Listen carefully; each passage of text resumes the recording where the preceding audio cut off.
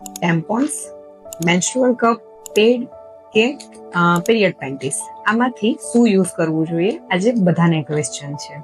શું સારું, એનું કઈ રીતે યુઝ કરી શકાય, અથવા તો એ યુઝ કરવાથી કોઈ ડિફિકલ્ટી અથવા તો એનાથી કોઈ પ્રોબ્લેમ થાય કે ન થાય? તો ફર્સ્ટ થિંગ, જો તમે ટેમ્પોન, મેન્સ્ટ્રુઅલ કપ કે પેડ યુઝ કરી રહ્યા છો, it is a good thing, but તમારે ત્યાં આગળ હાઇજીનનું પ્રોપર ધ્યાન રાખવું જોઈએ.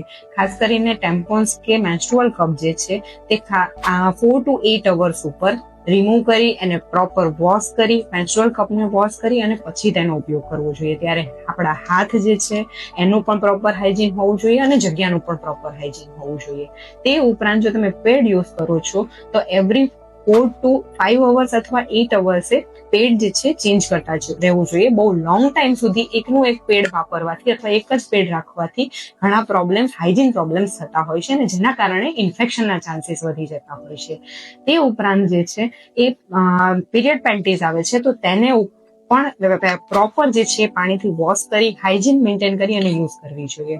ખાસ એક બાબત કહેવા માંગીશ કે જે ફિમેલ્સ ઘરે રહે છે અથવા તો કોઈ કામ નથી અથવા તો રેસ્ટ ડે છે, તો ખાસ કરી અને કોટન પેડ્સનો યુઝ કરવો જોઈએ, જે સારામાં સારો ઓપ્શન છે. પરંતુ જો તમારે વર્ક પર જવાનું છે અથવા તમે બહારગામ છો અથવા કોઈ ટ્રીપ પર છો, તેના માટે તમે આ બધી જ વસ્તુ યુઝ કરી શકો છો પ્રોપર હાઇજીન સાથે.